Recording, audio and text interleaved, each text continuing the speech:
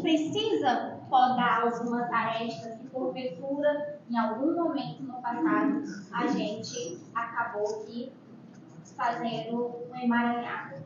E com isso, a gente esquece, na maioria das vezes, a gente só se prepara para ter filho, e quando se prepara, né, a gente esquece que precisa de um melhoramento.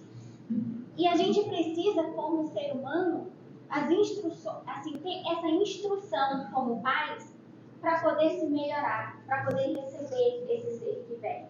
E que a gente tem sim uma parcela de poder como ajudar.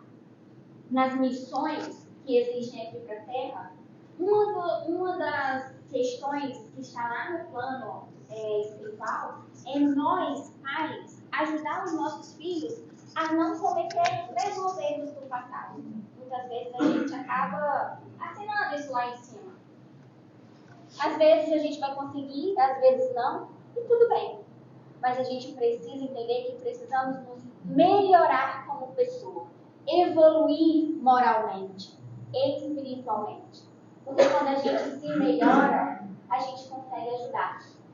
Só que, por exemplo, a gente precisa se instruir, a gente precisa buscar onde eu melhoro, como eu tenho um autoconhecimento. Então, lá no Ceará, a gente sempre ia levar as crianças para evangelização.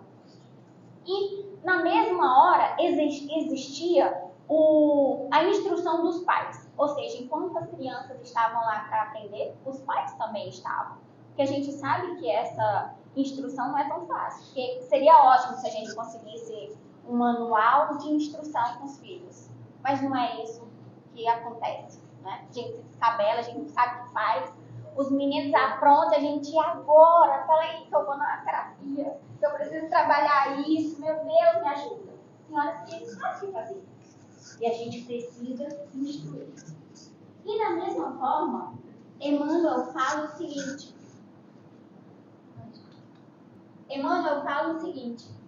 que a gente é responsável por receber essas pessoas, esses espíritos, e detalhe, eles vêm como se fosse um vaso aberto para acolher atitudes, ações, para acolher afetos. E nem sempre, quando a gente não se trabalha, a gente consegue dar isso para eles. E é com a gente que eles aprendem muito nesse primeiro caminhar. Ou seja, a nossa missão é grande. Não é? Então, para isso, a gente precisa, além de dar valor, além de dar bens materiais, porque hoje em dia a gente vive numa sociedade muito louca. Uma sociedade onde eu não tenho qualidade de tempo com meu filho, eu acabo dando qualidade de coisas. Ai, pega aí. Eu me sinto culpada porque eu não estou com eles o tempo todo. Então, quando eu chego, tudo que eles querem, eu dou. Não é isso? Então, o que acontece? Muitas vezes a gente cria um filho sem limites. A gente cria filhos sem mostrar o que é compaixão, sem ensinar para ele os valores de caridade. Então, a gente também está aqui para ensiná-los moralmente. A gente tem aquela parte material, sim, de escola, de instruir na parte de escola, de instruir intelectualmente, dar amor e tudo, mas a gente também é responsável por instruir eles na parte moral, evoluir espiritualmente. Então, ou seja, precisamos ensinar para os nossos filhos valores, amor ao próximo, compaixão, honestidade, respeito. E através do Evangelho, a gente consegue, de uma certa forma, fazer com que tudo isso aflore. Vai ser tudo, gente? Não, não é garantia. Mas a gente está fazendo a nossa parte. Então, levar, eu não sei na casa de vocês, mas na minha é difícil. Tem dias que... Quem aqui tem filho adolescente? Levanta a mão. Aí vai saber o que eu estou falando. Quando é já vamos pro tempo, não, eu tenho que estudar, eu tenho que estudar, eu não posso ir. Nossa, você já viu tanto de coisa que eu tenho que fazer? Não dá. Aí, pra gente, é até mais fácil. Então fica aí que eu vou lá. Mas não, a espiritualidade fala que é responsabilidade nossa, enquanto a gente pode, porque também vai chegar um dia que a gente não vai mais conseguir, vai ser escolha deles e a gente também vai ter que saber ficar de bracinho cruzado quando eles fazem as coisas. Certo? Então, o que acontece? Na nossa vida, a gente faz por exemplos. Os nossos filhos, eles aprendem muito mais por exemplos. Isso é uma ferramenta fantástica. Não adianta eu falar para eles o que eles precisam fazer se eu não der o exemplo. Então, eu trouxe aqui para vocês um pai ensinando o filho. Quando crescer, você vai aprender a valorizar a vida. Isso ele está ensinando a fazer, a regar a planta. E aí o filho cresce e está agradecendo o pai. Mas isso, gente, nem sempre acontece. Muitas vezes a gente é imediatista a ponto de querer que quando a gente ensina algo, os filhos automaticamente já façam na hora. Não. Às vezes é uma semente que você planta e ela vai brotar lá na frente. Né? Então, nunca esqueça. As palavras convencem, mas exemplos arrastam. Então, como a gente está com um pouquinho de tempo, aí eu pergunto para vocês, o que a gente está fazendo aqui nessa escalada, nessa vida? Por que estamos aqui? Qual é o objetivo? Alguém sabe? Não? Ninguém chuta? Evoluir espiritualmente. Evoluir espiritualmente. Boa. Evoluir espiritualmente. A espiritualidade ainda fala um pouquinho mais. A gente está aqui com um objetivo. De aprender o amor, a amar. A gente precisa respeitar, a ter tolerância, a ver o outro, que normalmente a gente não vê. A gente vê só aqui, o nosso umbigo. Às vezes é difícil eu tirar esse olhar de mim e começar a enxergar você. Então a gente está aqui para fazer isso. E é na família que começa. E assim, a gente vai tendo ritmo. Porque vocês vão ver que no nosso âmbito familiar, nem sempre a gente vai conseguir fazer o que a gente quer. Nem sempre. E também nem sempre a gente está certo com algumas atitudes nossas. A gente vai ter que, opa, peraí, deixa eu avaliar, deixa eu analisar. Será que realmente eu pisei na bola? Será que eu, como pai, não tenho que pensar mais um pouquinho? Eu agi errado, eu gritei, eu fui agressivo. Não é? Então, isso tudo a gente tem que ter em mente. Então, quando a gente tem ritmo, a gente tem perseverança. Porque vai ter momentos na vida que a gente vai se descabelar. A gente vai precisar de constância para poder a gente conseguir ir adiante nesse papel de pais. E aí, a prática leva o hábito, a prática leva ao amor. A gente não pode desistir. Tá? Aí, aproveitando a escalada, vocês vão ver que eu estou um pouquinho rápido, gente, mas é ponto do horário. Então, vocês vão ver que a gente trouxe uma ferramenta para poder subir essa escalada. E essa ferramenta é a comunicação não violenta. E, normalmente, essa comunicação, a gente acha que não faz no nosso dia a dia. Tem um cara chamado Sri Ram, que ele é um filósofo indiano. Ele fala o seguinte, que o meu ponto de vista é diferente do seu ponto de vista. Ele fala o seguinte, que existe uma verdade aqui, como se fosse uma linha reta, tá? Imaginem aqui, ó, usem a imaginação, uma linha reta. Nessa linha reta, o que acontece? Eu tenho a Romária, tá? E eu tenho bem aqui o João Paulo. Cada um existe uma visão, uma verdade. E aí o que acontece? Quando eu olho para aquilo, ok, eu posso até não concordar com você, mas eu estou ainda na minha reta, na minha verdade. Então você tem a sua verdade, você tem a sua verdade. E os muitos conflitos que acontecem hoje na vida terrena é porque eu não aceito a verdade do outro. O outro pode ser diferente de mim, mas eu não reconheço. Tá? Então, se alguém vem com outra opinião diferente da minha, é como se ele não tivesse a verdade. Então, anulo aquele e eu fico com a minha. E como a gente faz para sair desse vício? Como a gente sai para sair desse momento que é só egoísmo, de eu só ver o meu ponto de vista? Aí, ele dá o exemplo de imagine aqui, ó, um foco de luz para a minha verdade. Para eu enxergar do outro que está bem aqui, eu preciso crescer. Eu preciso ampliar minha visão. E quando eu amplio minha visão, eu chego na verdade do outro. Então, eu compreendo o outro. Eu tenho mais tolerância com o outro. Então, quem é diferente de mim, eu vou aceitar. Eu vou aprender dele. Eu vou ver que ele, e eu posso, detalhe, e eu posso aprender com ele. Porque aí eu vou ter um outro ponto de vista que vai agregar o meu. Tá? Então, a comunicação, dessa forma, ela constrói pontes. Ela não faz muros, barreiras. Que é isso que a gente faz com nossos filhos. Muitas vezes a gente só exige. A gente não escuta. A gente não para olhar o ponto de vista deles. E isso é muito importante. Eu tenho que sair do meu lugar. Eu tenho que ampliar o olhar para poder enxergar o do outro. Ficou claro? Então vamos caminhar mais um pouquinho. Na comunicação não violenta, nós temos o Marshall Rosenberg. Ele é um psicólogo que ele fala o seguinte, que ele que criou a CNV, que é a comunicação não violenta. A gente está se baseando pelo livro dele, tá? Quem tem interesse, quiser saber mais, é só pegar em PDF, até no Google que tem. É muito bom. Então ele fala, ele traz pra gente a autorresponsabilidade. Então, é a autorresponsabilidade, a autocompaixão que eu preciso ter com o outro para poder eu exercer a comunicação não violenta. E aí, nós temos o Aaron Gandhi, nada mais, nada menos do que o neto de Mahatma Gandhi.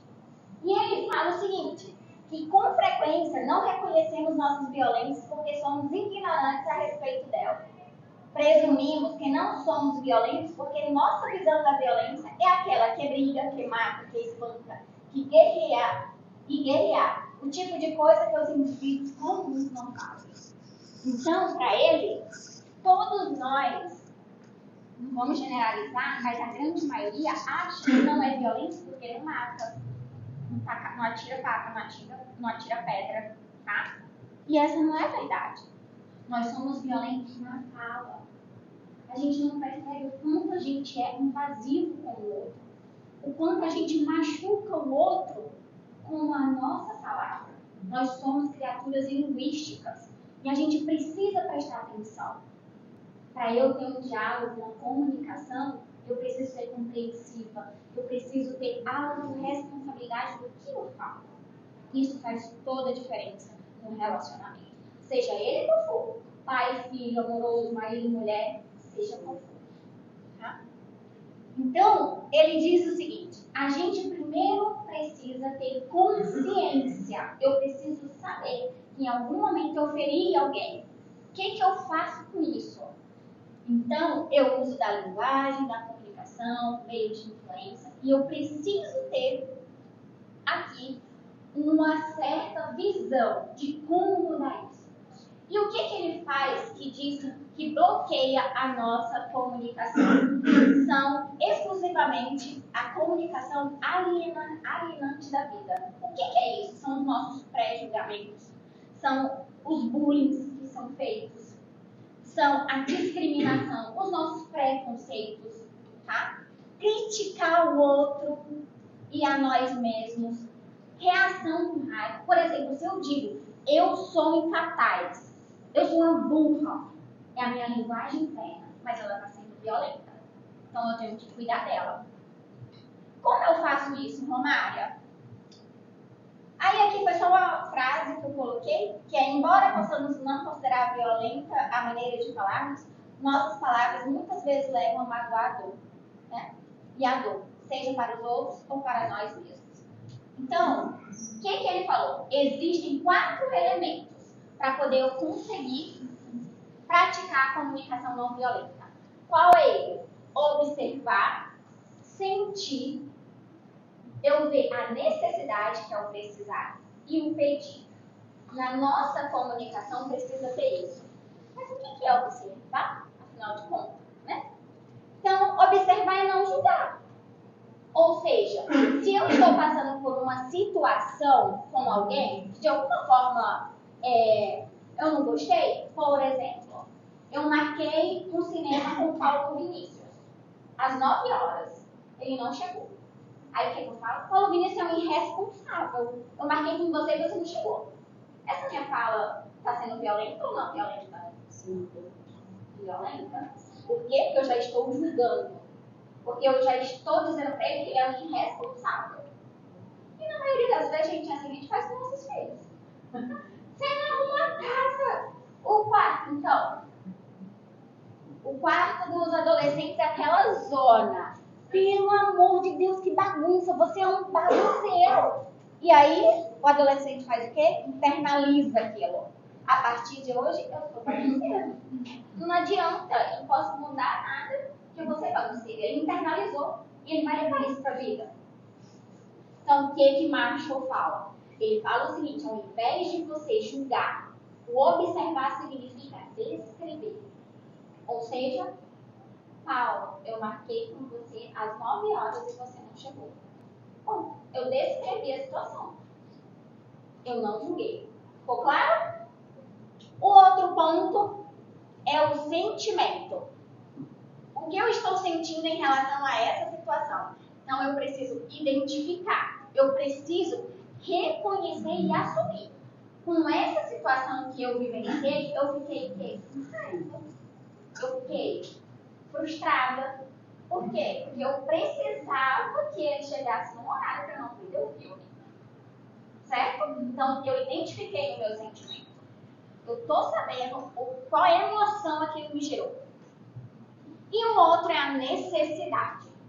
O que está por trás disso? Qual é a necessidade que eu, Romária, tenho que eu acabei sendo ríspida com o Paulo? Então, muitas vezes, os nossos maridos, namorados, sei lá, que é um exemplo que eu estou criando, chega para nós e diz assim: nossa, você é tão fria, ou você não me dá atenção. Qual é a necessidade que ele está tendo do outro lado? Alguém saberia dizer? A necessidade que o outro estaria tendo? Ou seja, a necessidade que ele precisa estar desenvolvendo. Então, ele se frustra porque ele não está sendo olhado. Então, se eu entender isso, eu vou saber o que eu preciso. Então, isso ele vai juntando e ele fala que a gente precisa ter isso em um diálogo, para poder esse diálogo não ser violento e passar a ser comunicação não violenta. E o quarto é o pedido. Eu preciso expressar minhas opiniões. Eu preciso dizer o que eu tenho que fazer. Então, eu preciso especificar, eu preciso de uma linguagem positiva, delimitar tempo. Então, ou seja, se ele chegou atrasado, eu preciso dizer: Paulo, eu preciso que você chegue no horário, porque é o meu momento de lazer. Então, você pode, na próxima vez, chegar no momento correto? Pronto. Seria um diálogo assertivo. Porque o que acontece? Nas nossas comunicações, a gente precisa ter uma assertividade. A gente precisa andar em equilíbrio. E o equilíbrio está, a assertividade ela está entre a passividade e a agressividade. Se eu ando nos extremos, isso não vai dar certo. Ou eu sou passiva demais e me anulo, ou eu sou agressiva demais e vivo em atrito com as pessoas que moram comigo. Seja marido, filho. Okay? Tem que contar, Romário, que às vezes se você entra numa crítica dessa, numa hora, e a pessoa tem um motivo real e você foi ríspido, aí realmente você se perde. Justamente. Porque aí são várias emoções trabalhando juntas também, não é? E aí a emoção a gente fala mais do que a razão. E em família é muito isso. Em família a gente não para analisar nada do que a gente faz. A gente liga o pilotinho automático, segue. E aí, o que acontece? As emoções que ficam falando por si só. Porque o que acontece? Eu tiro por mim. Passo o dia trabalhando, chego na minha casa, é a pior dessa altura. Ninguém vai lá lavar. Sou eu que tenho que lavar. Aí, o que acontece? Eu rodo a baiana. Só que nesse roda a baiana, vai o cachorro, vai o menino, vai o marido quando chega. Entende? Aí, vocês acham que isso vai ficar um ambiente harmonioso? Não fica. E além de não ficar. Eu cheguei depois, vocês viram, né? Eu cheguei depois.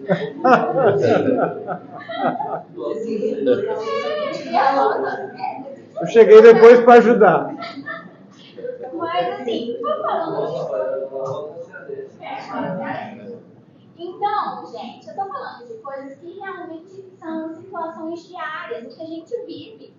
E que são essas pequeninas situações que existiam na desarmonização da casa.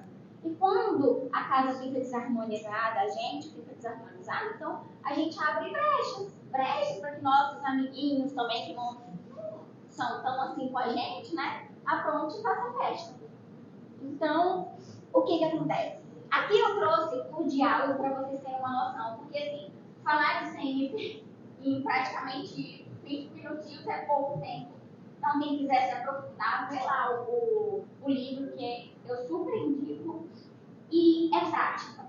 Não dá pra gente aprender isso, assim, da noite pro dia. Não dá pra gente exercitar a palavra de uma forma que só eu ler, eu vou saber. Não. Tem que ser na prática. Vivenciando ela a todo momento. Com as emoções acontecendo.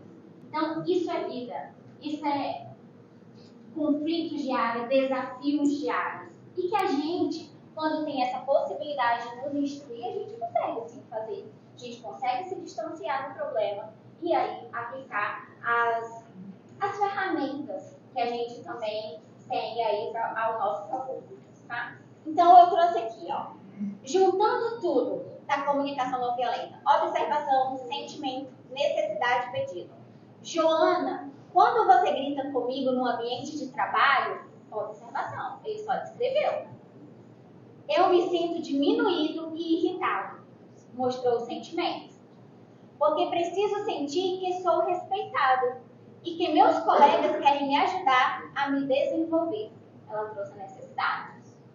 Você poderia me chamar para conversar em particular quando se sentir irritada comigo?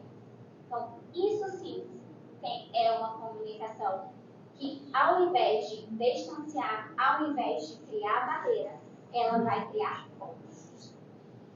E para todas as pessoas que vocês se relacionam. Aqui é um outro exemplo, mas eu não vou entrar nele. E essa frase que a gente trouxe é uma frase que a gente, à medida que melhoramos, nossa família também melhora. Então, essa autorresponsabilidade é nossa. Precisamos trazer essa consciência da autorresponsabilidade para nossas ações, para as nossas atitudes. Precisamos saber dizer que nós somos responsáveis pelas nossas emoções, pelos nossos sentimentos, e é nós que escolhemos o que fazemos com ela. Aí você vai dizer: ah, Romário, mas sabe, ele foi quem começou.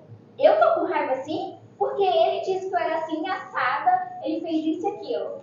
O outro, ele pode ser um estímulo, mas ele nunca produz o seu sentimento. Quem escolhe se você vai nadar nesse emaranhado aí de emoções é você. Tá? Somos nós que escolhemos como a gente vai olhar, como a gente vai sair desse lugar. E dessa forma, a gente acaba trazendo a nossa missão como pais, a nossa missão como irmão, a nossa missão como filho, que a gente desempenha vários papéis, não é? Assim, de uma forma mais clara, mais objetiva e não violenta. Então, para finalizar, eu vou só mostrar para vocês um vídeo.